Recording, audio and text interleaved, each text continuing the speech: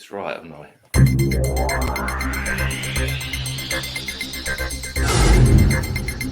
MZTV.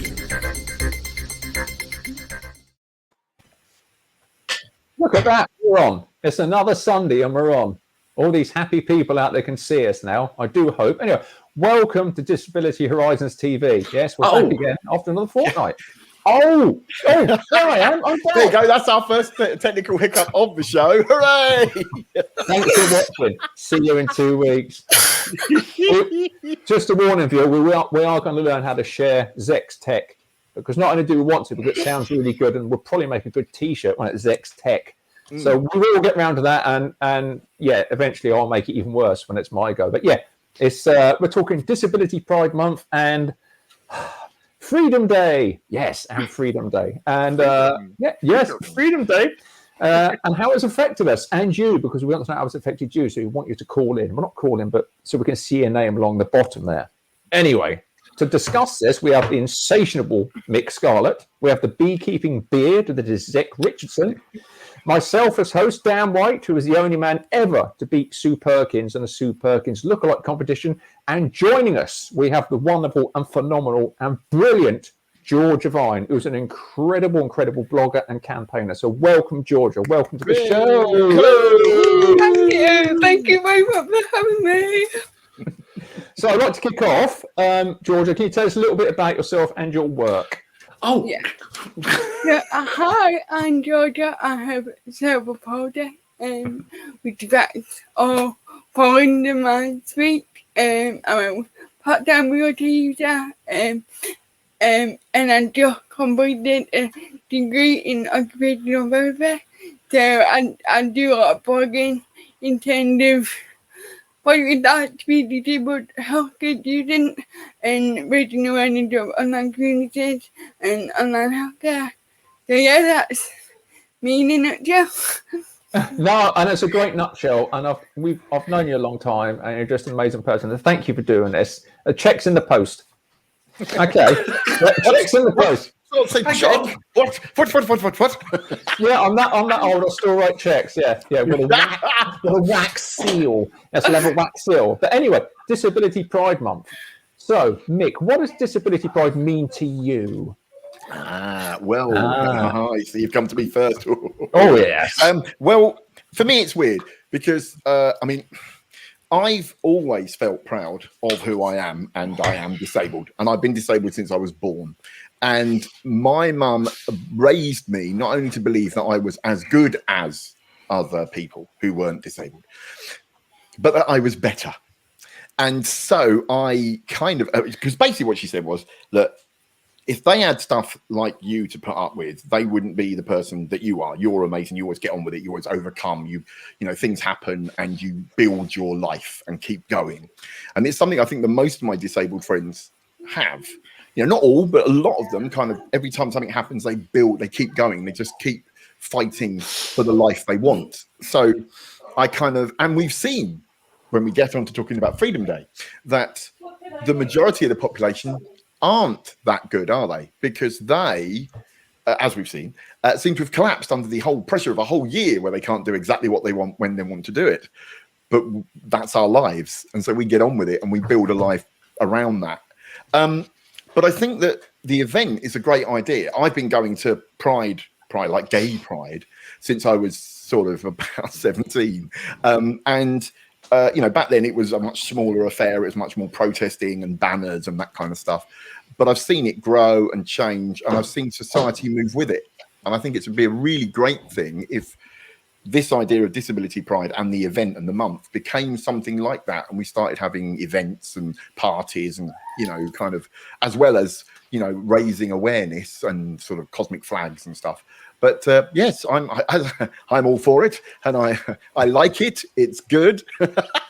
No, it is. It's cracking. But from my point of view, it's obviously it's been overshadowed by Freedom Day, and the fact is, but then every year Disability Pride seems to get lost in the mire of everything. Even if there's nothing major going on that particular month, it's very rare outside the community that we actually talk about it. And that's why I think when you do talk about it, people get confused with Disability Pride and Gay Pride. I mean, there's no wrong with the distinction between, but it just seems to be every year lost. There seems to be a big lack of will for media and stuff like that to generally push it out. I didn't even know it was happening. I've never heard of it before. You know, I mean, I'm all for all that kind of stuff, and I've always thought we need an event like Pride. And then suddenly someone went, "Oh, it's Disability Pride Month," and I was like, "Really?" But then there's also, it's always something day, isn't it? Like Spinal Cord Injury Day or something. I have no idea when they are either. Do we know who started it? Has anyone done their homework? Who it started in America, wasn't it? In the 90s, I believe. He said, stroking his beard in a semi-intelligent way. Has anyone done their homework? Yeah, no, I think it was. I think it was started in America in probably about the mid-90s. And if it wasn't, it is now. I know that the Oracle of Truth, Zec, will put me right now because I'm going to put him on the spot and ask him what disability pride means to him other than beekeeping. I'm just going to look up when it started. Disability. I'm going to say I'm the opposite to Mick because obviously I wasn't born disabled, so I haven't had that whole upbringing of being used to it. So when I became disabled, I lost my pride. But I think that was not so much from maybe my disability, but my disability stopping me working. And so I lost that sense of purpose, that sense of pride. And that's what my blogging and my videos done for it. Even though nobody watches them or reads them, it's given me that. It's given me a sense of purpose. And so I think it's great. And but like you say, you know, it's getting it heard and seen because we'll all talk about it amongst ourselves and go, oh, isn't it wonderful? But outside of the disability community, everybody's like, what? Yeah, which is quite ironic when you consider that just the sheer diversity of the disabled community, that the sheer colour, creed, religion, neurodiverse, everything that's within it. You would have thought people would be jumping on to celebrate it, jumping on. Even I don't want people bandwagging it as long as it gets the voice out there. But I love the fact you talked about your blogging and stuff like that because people do read them. I do read them, and I know that Georgia is an incredible blogger. And if I'm right, didn't you win an award for blogging? Yeah, I won the TV thing you get up and coming disability blogger in the world. Yeah. Absolutely fantastic. Yeah. So not so terriblepalsy.com. Yeah. That's quality, but yeah, I've known Georgia a long time, and I know she's very, very proud of who she is. Very, very proud of what she does. So, what does Disability Pride Month actually mean to you, Georgia? It means a lot to me because I am proud to be disabled.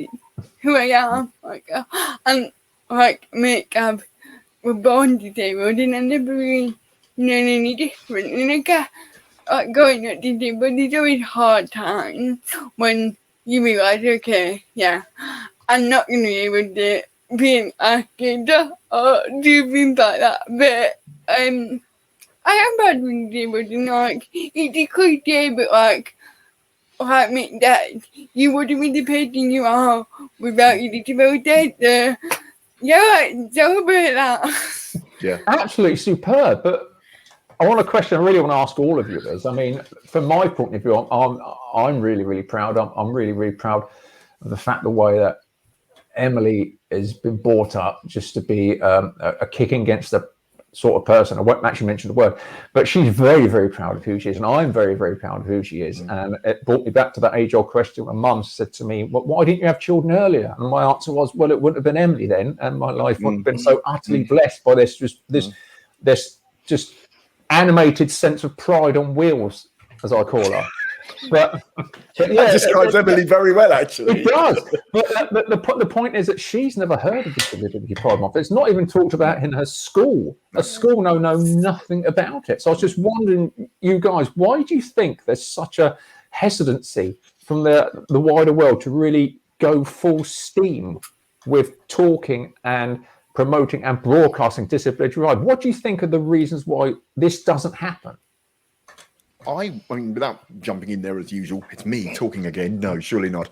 I think that Zec hit the nail on the head because for many people, most people become disabled, right? And I mean, I'm weird. Like I said before, I was disabled and then something happened and I became differently disabled, or I had a different impairment. So I've been through that horrible battle to get my life back together.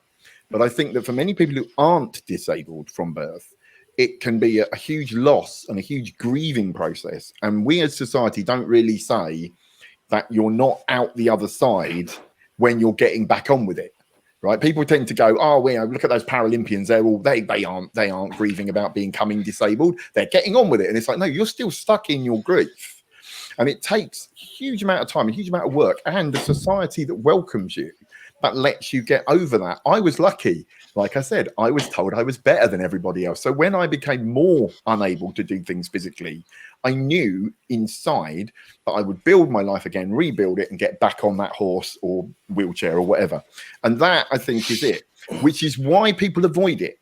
Because most people, I think, know someone who, like Zec, said, well, I don't feel any pride about being disabled because I'm still fighting to get well, fighting to get the treatment I deserve, fighting to get the support I deserve. And so it's hard. It's a really hard thing to say to a society that paints you as being broken, little, weak things, or scroungers, depending on which one television you watch, that says that you can't be proud of that. And I think that's the key. So Zec has put his hand up. So I'm Channel 5. Oh yeah, the intolerable channel. I think they're all. I mean, I personally think they're all pretty bad. I mean, I think the next show I'm going to do is going to be about this coverage of the Paralympics and whether it's good or bad. And I think that even when they're trying to be proud, they fail.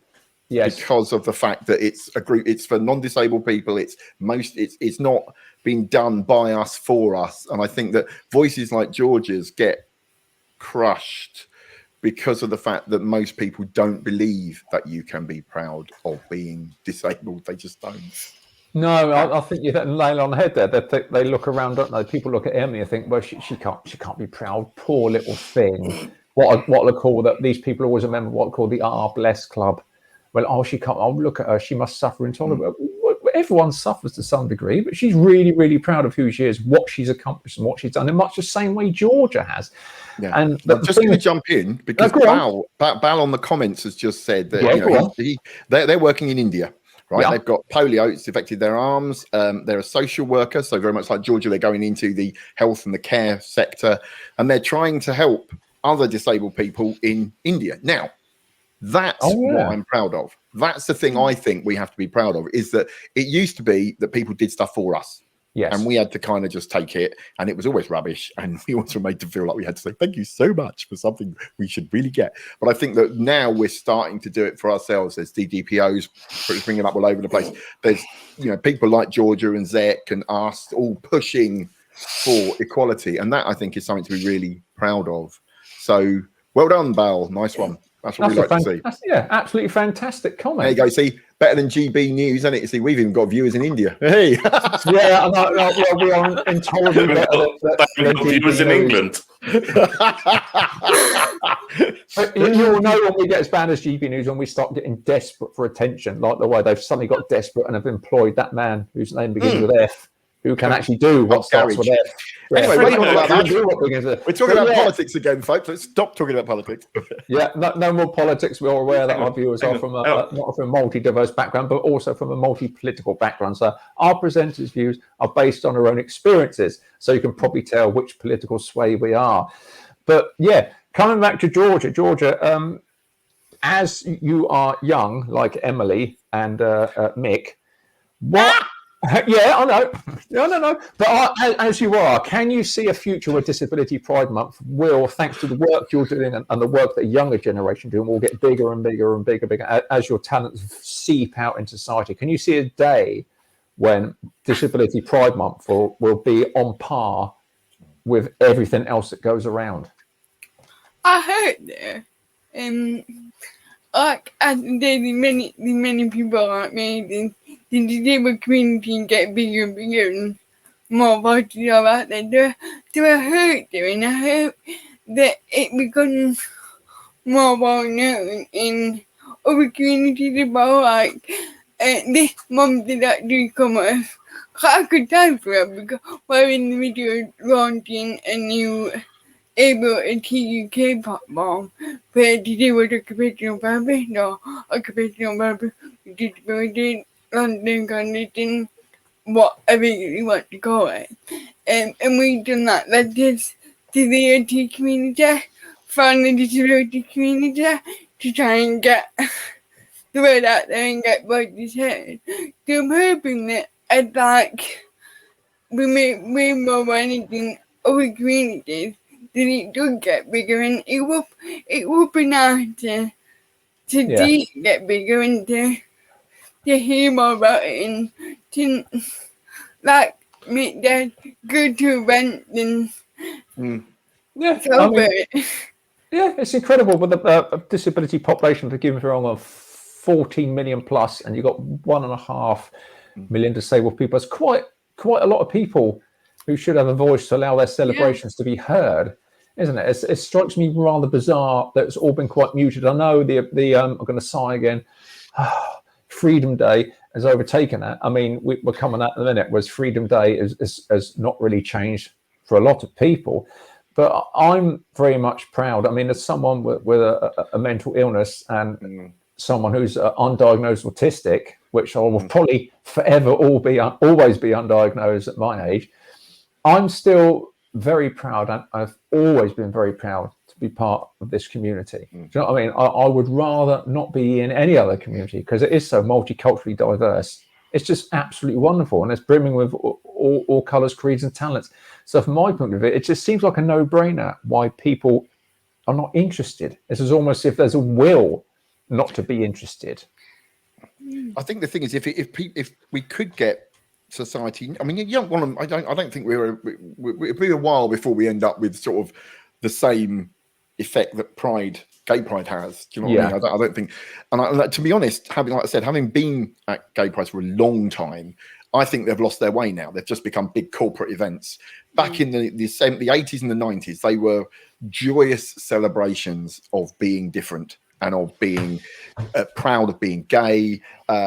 From that whole LGBTQ community, you know, they were just, you know, it was wonderful. And I think we as a community could capture that and try it ourselves. And I hope that it's, you know, I know that it's having, just when I was getting ready for this, I was thinking, do you know what? This might be something I might try and do myself in the future. I've got loads of friends in the events community. I've got loads of friends in, you know, in places like Drake Music and Attitude is Everything and all that. We could all get together and say, right, we know it's coming. It's every year.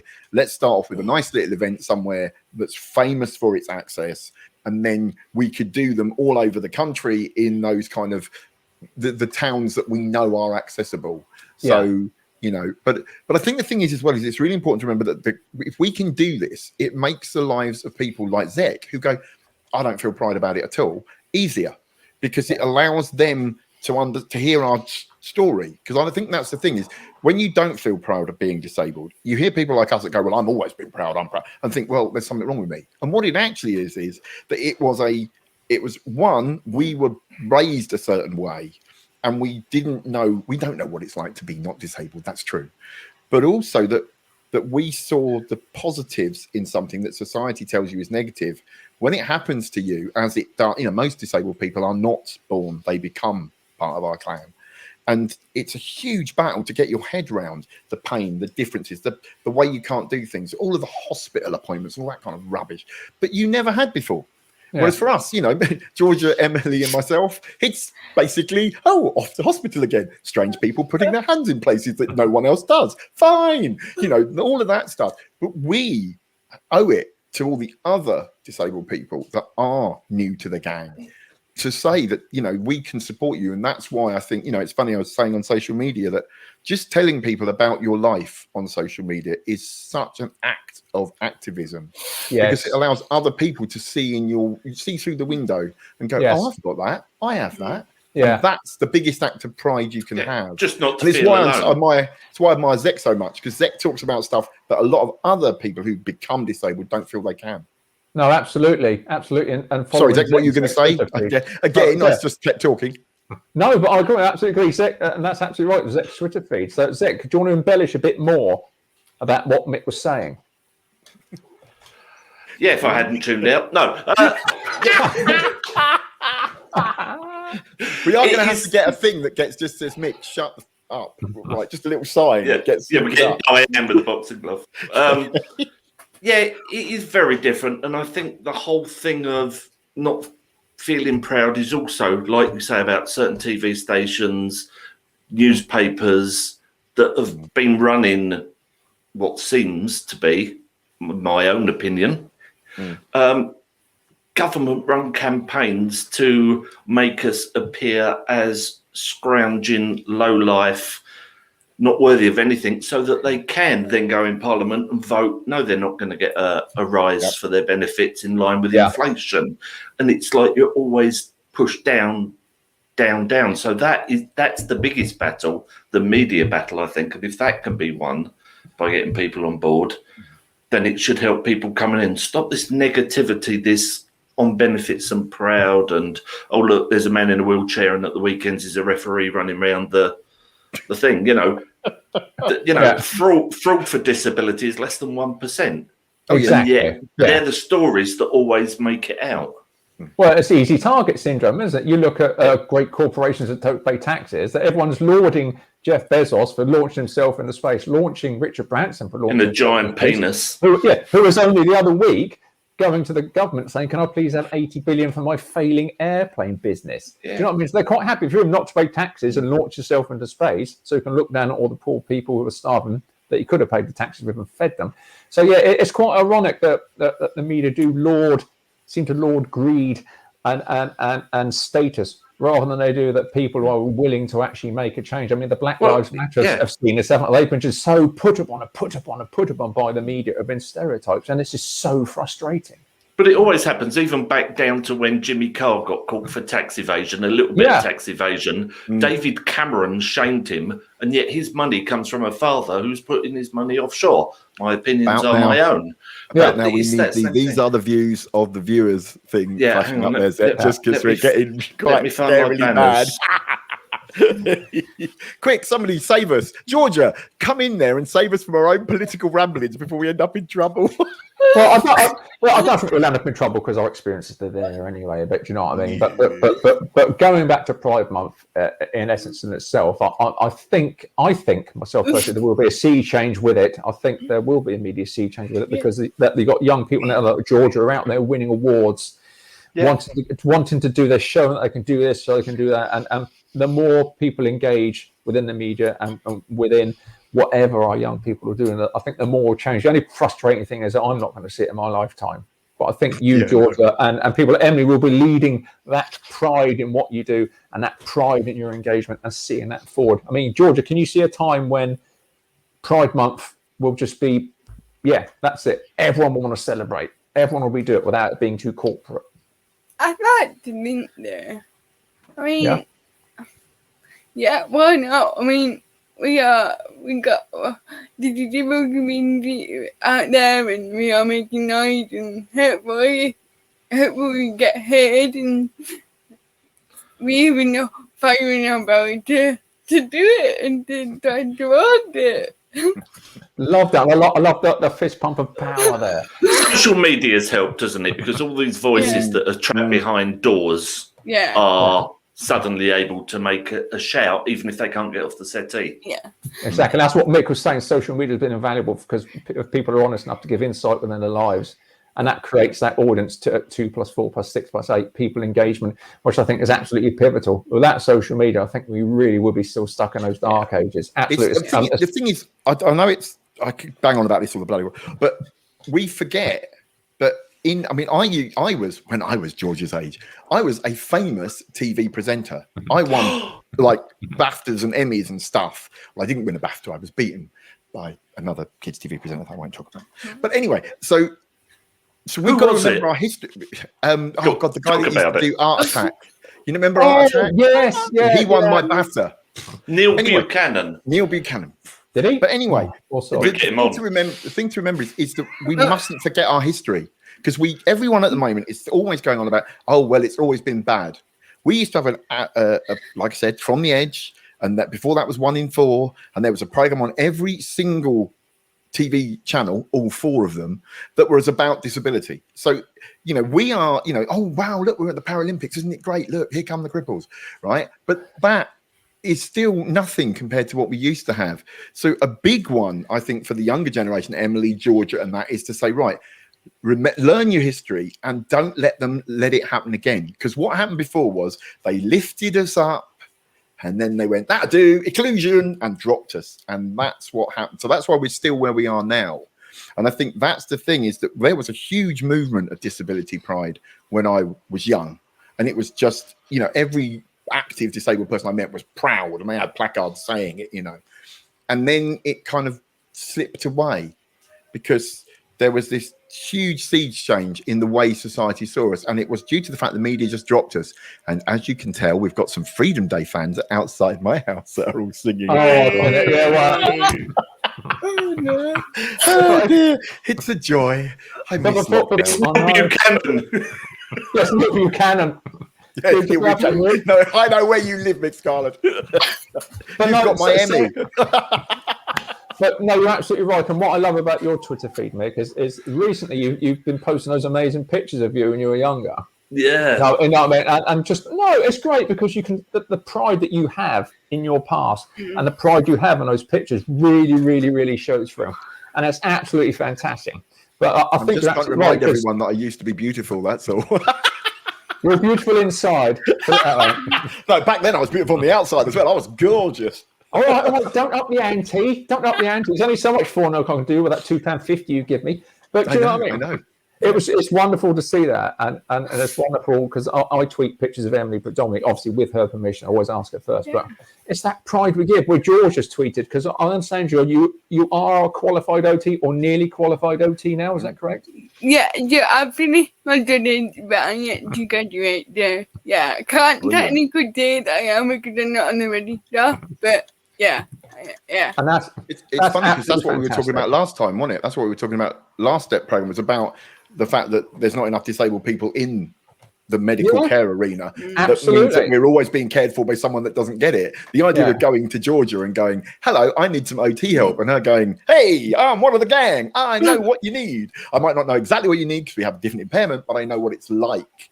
And that is just, again, we're back to pride. How much would that have helped someone like Zec if when he'd have gone into that hot room to be starting talking about what I need to get back to being normal and back to getting my life together? I might not run around anymore, but I'm going to get my life back. That someone wheeled in or limped in or, and went, hey, I've been there. Exactly. Pass that pride on to Zec. No, absolutely. I can see that George is probably going to be the richest OT on the face of the planet because she's going to be wall to wall. 14 million appointments booked up, Georgia, from the. Do people go into occupational therapy for wealth? I don't know about that. Jeff Bezos started. Jeff Bezos started as an OT. Oh dear. Anyway, George will be soon out and about doing a OT, which is fantastic, and talking out and about. Yes, it's been Freedom Day, isn't it? Freedom Day, just absolutely fantastic. So for a good portion of the population, Freedom Day means that they can go on doing things that they did anyway before the lockdown, whereas carers like me and probably no doubt some immunocompromised people and a lot of other people, I don't know about you guys, it's the same old thing of just, so we're just staying a bit more and hope these people who have been locked down will actually learn the lesson of what it's like to live with a disability or a compromised immune system. But there we go, we don't know. So Mick, how have you found, apart from the shouting from Neil Buchanan outside your window, how have you found, has Freedom Day affected you in any way positively or negatively?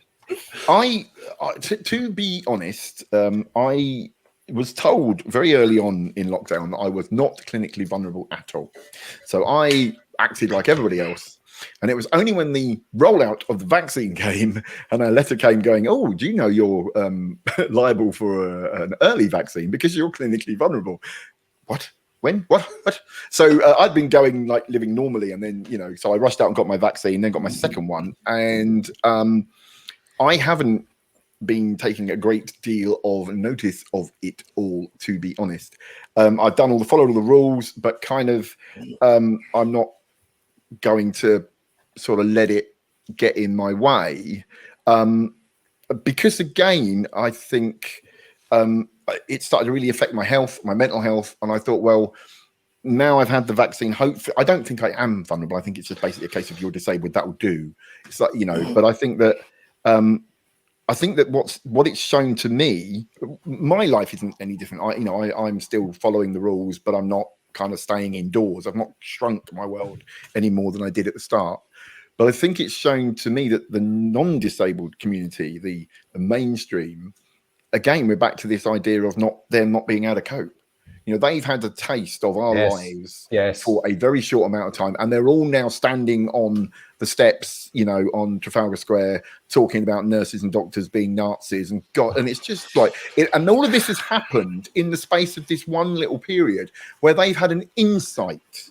That's all, an insight, because it wasn't a full lockdown. We only locked down for a tiny period, and then we were allowed to go out for an hour. And within a little while, we were kind of, you know, you could go, you know, soon the restaurants were open outside, and you know, it's not been, you know, a year and a half of being stuck in bed. Yeah, which is a lot of us have experienced. You know, so I think it says something more about society. So I think it's why people are so scared of disability pride, because it kind of shows their own failings. And I think that this really has shown that society needs, if anything, it needs us to help them become stronger and better people. No, you're right. I think it's shown how fickle society really is. You know what I mean? Oh, we've had to stay at home with vast quantities of food, fresh air, and stuff like that for a few weeks. Oh God, it's like North Korea. But now we're free and we've got no food. Freedom Day, we're all starving.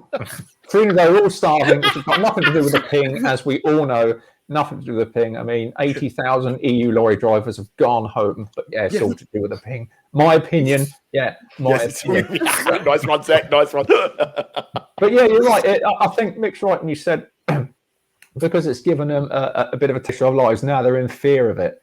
They're in fear of having to go to back. Oh, I was just to say we'll never go. I can't be doing that. I can't be doing that. I'm an executive. I've got blah, blah, blah, and all that nonsense. But Zec, how have you found the terminology of Freedom Day? I mean, a lot of people have found it offensive. Have you found it an offensive term? I think it was wrong. To be honest, I don't think it should have happened. I think everyone around the world was screaming at somebody. I won't name a party because we're not biased, but they were shouting at a particular leader of a certain party saying, "Don't do it." But that leader knew that if they did do it, it would end their career.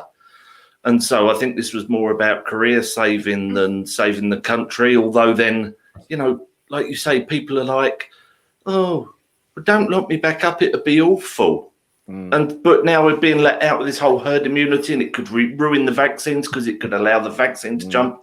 I think it's complete nonsense. But funnily enough, I mean, I only go out if it's not for medical, like under 10 times a year, maybe. But I went out on Monday. I ventured to B&Q 1.2 kilometres away.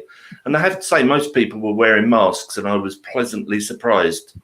I mean, I wasn't surprised because the fact that B&Q had put baskets in the middle of aisles and I couldn't get down them, but I was pleasantly surprised by people's, you know, wearing masks. There was only a few without, and they were looking at us kind of like, "What are you doing? You're weird." But I found it weird. I just think it's not right. It's too soon. Well, it is too soon. But then if you can put that thing up about our opinions, please, being different again, because I just want to say something. Yeah, if you're going to employ a Chancellor of the Exchequer as a health secretary, you really, really know what sort of outlook you're going to get for society, don't you? It's cash before health sort of thing. But yeah, thank you for putting that up. But yeah, Georgia, how have you found Freedom Day? How have you found the whole principle of it? Has it affected you any differently than it has the last 18 months? Well, obviously not Freedom Day, but I haven't ventured out much. I've been out today to see friends. I went to the hairdressers and that was it. I'd just been working indoors, and don't get me wrong, it was nice, like, to do things with my friends. But for me, and I know you did this on the previous year, but for me it's been quite hard because I forgot how disabling society is. I'm not ready to prepare for that again. We went on a day out and I forgot to put my wheelchair in charge, and I was like, "Oh no, I'm not used to this."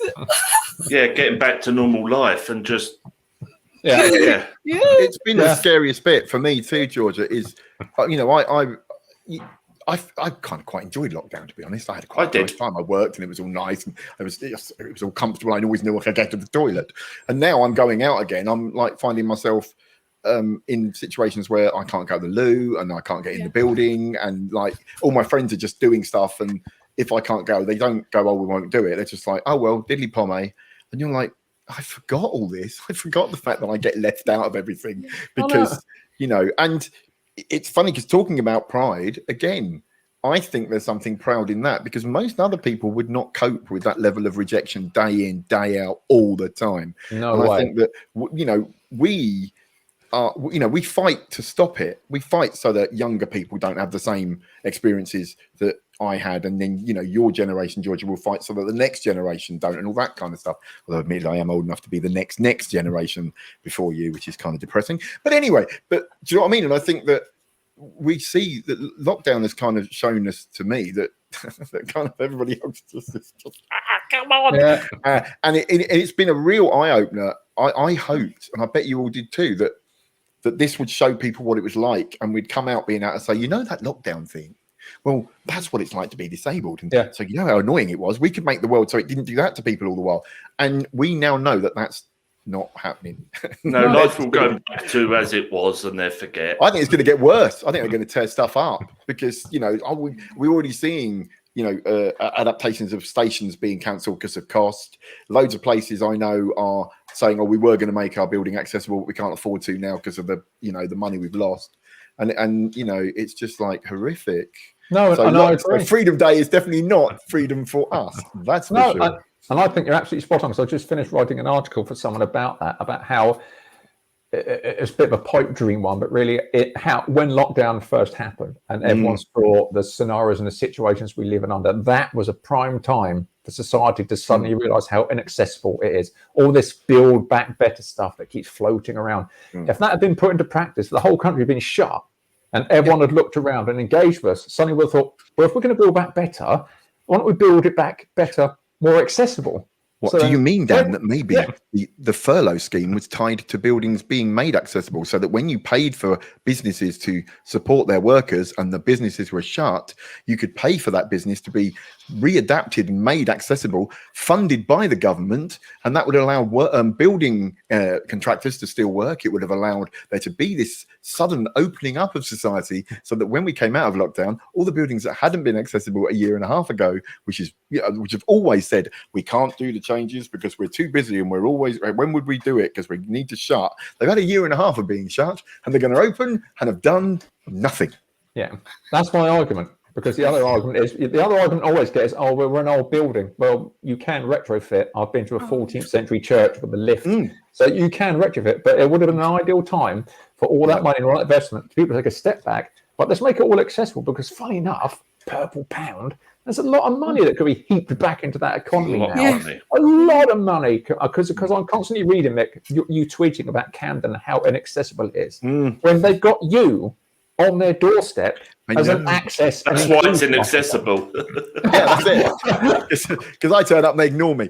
Do you see what I mean? You were sat there in the middle of lockdown with all this experience of access and inclusion in a part of London that's completely inaccessible. It would have taken one person to go, look, perhaps we should do something about this because when we open up, the country's going to be so short of cash.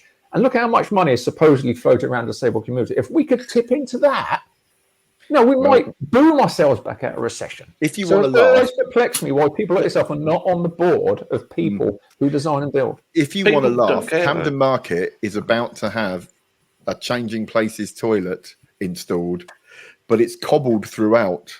Yeah. So it means that anyone that needs a changing places toilet has got to battle across a load of cobbles to get to the toilet for people that have high care needs. So, and one of the big problems is that we are getting stuff done for us, not with us or by us. And I've always said this, and this is the key to pride. We've got to change that. George's generation have got to be at the top, at the table. You can't be like us shouting on the outside, doing a little show online. This needs, George's generation needs to be doing this on mainstream television, on Sky News or something, having a proper show, talking about this stuff with a viewing audience, But businesses don't care. I started just as lockdown hit. I went to Southend Airport and I did a thing about flying from there with a disability. And they were really helpful. They took me through even though I wasn't going anywhere, through check-in and security, showed me the whole lot. And I thought, right, this is going to do accessible Southend for people that are looking at accessible days out. And then lockdown, I thought, right, we've come out and I've literally all the venues and everything around Southend, I've emailed all the businesses saying people will be Googling accessible days out. And how many businesses have replied to me in Southend? Was it less than one?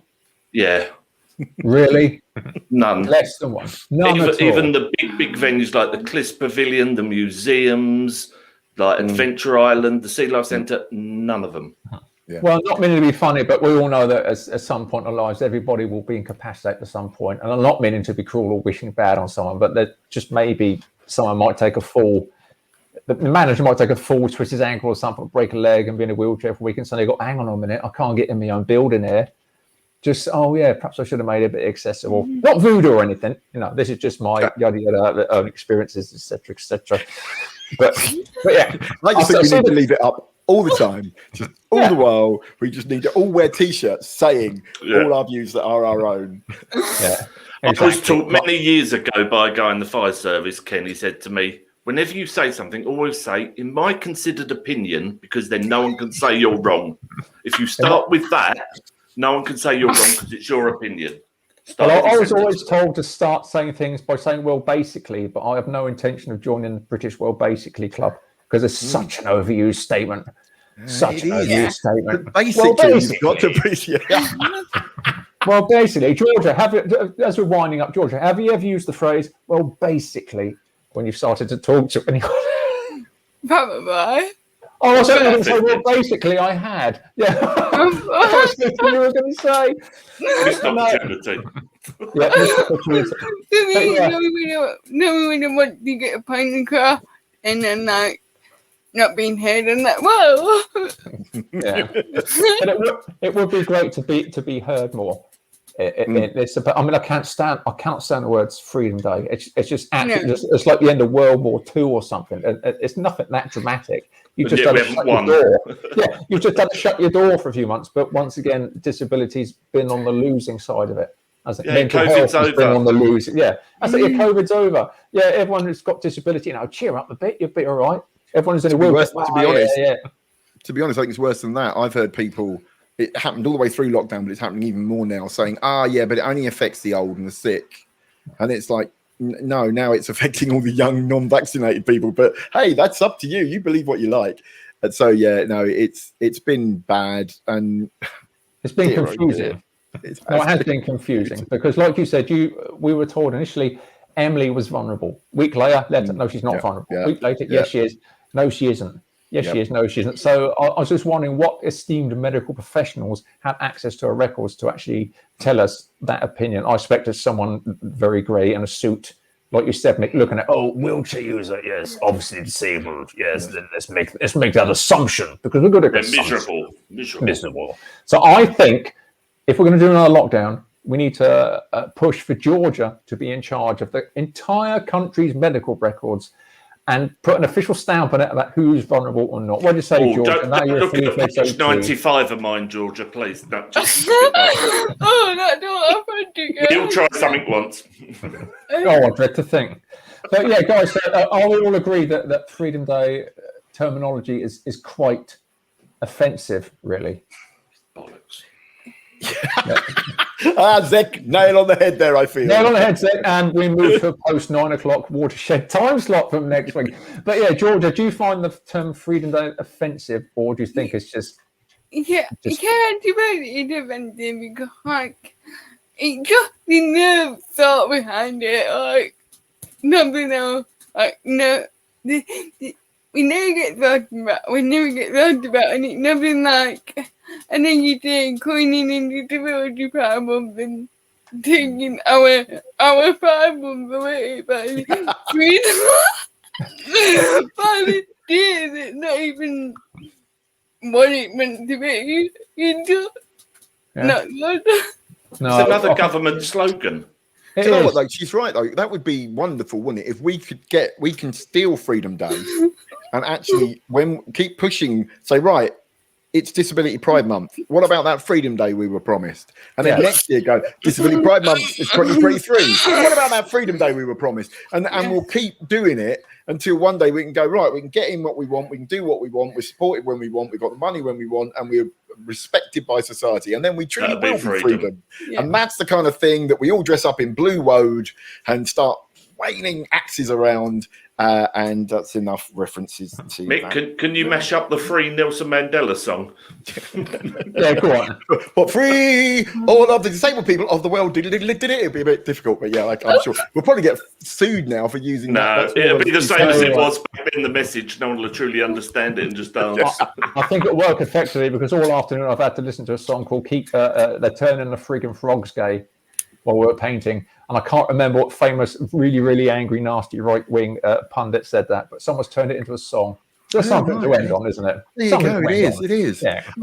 Without being funny, are we going to do our top tips on being proud, or should Yes, we let's do it. Let's start with you then, Mick. Let's What's do your that. top- what's your top tip, We Mick? always like to end on a positive, don't we? Yes. Come on, Mick, hit me with tips. Right. So I my said top tips. tips on being proud are: don't let the bastards grind you down. Right. Simple. Oh, as that. yeah, did me. Right. 2, right. Remember, you are amazing. Whatever's happening, however bad you feel at that moment, right, you will get back on top. And 3, don't let other people tell you what your success should look like, because you should be proud of the little things you achieve as well as the big things you achieve. And once you start being proud of the little bits you do, you'll start realizing you can do more and more and more. And then that's how you rebuild. That's how I stay proud. You know, I've spent the whole weekend laying on the sofa in pain, taking loads of painkillers, and that's how I've managed to got through that, is going, right, I'm building slowly back to not being on painkillers. I'm getting back to being me. And that's it. That's how I got proud. And also have a mum that tells you you're better than everybody else on the entire planet. Remember that one. If nothing else, think that as much as you can. Just look in the mirror and go, if only they could be me. No, exactly. Zec, what would you say? What are your top tips on pride? Top tips? Don't listen to the media. Don't listen to the doctors. Don't listen to family and friends. Yeah. Spot on, Georgia. What are your top tips? I think you need to celebrate the small achievements. Yes. Today I went to see my friends for the first time on my own, and I'm like, yeah, wow. And you both, you went to you both use it, and I did. Well, opposite to that, like I do have a devoted. Well, not doing exactly them, but my family is cool, and I do it to them. And the more you have these conversations, the easier that they become. Yes. No, absolutely. Thank you. I think my top tips are just be proud of the community. I'm very proud of the community because everything I want is within it. Every single person I want is within it. But I want everyone else to see that. I want everyone else to embrace it and engage so they can see the pride. So yeah, be proud of who you are, be proud of who you're with. Because the disabled community, the mental health community, all intertwines, all one. The carer community, all intertwines into one. We're all proud. We may all live very, very strong, difficult lives at times, but that's not our fault. That's put upon us from external sources. So let's just be proud. And I think it's an amazing community. It is. It's the best. Who else would put up with me? Exactly. It's true. Without saying that, mate, who else would put up with me? I mean, I'll put up with you. Imagine if I wasn't disabled. God, blimey, I'd probably be lynched by now. No, it'd be a David Lynch film, Mick. That'd be the difference. His lights have gone out. Yeah, no one's home. But yeah, Zec, are we out of time? Are we overrun? What's happened to Mick?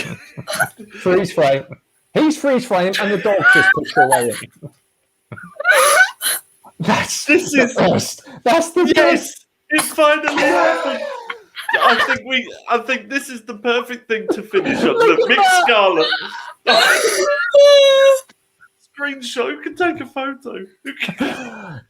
Anyway, viewers, Zec, if you can wind up, thank you for watching this episode of Disability Rises TV. Join us in a couple of weeks when I think one of the others will be hosting if he's managed to unfreeze himself like Mr. Freeze from Batman. Anyway, be proud of who you are. Be proud of who you're with. Just absolutely. But take care on Freedom Day. Just please take care. But guys, love to you all. We'll see you soon. Yeah. Peace out. Take care. Bye. Take care. Bye. Thank you, Georgia. Thank you. Thank you, Gemma, for having me.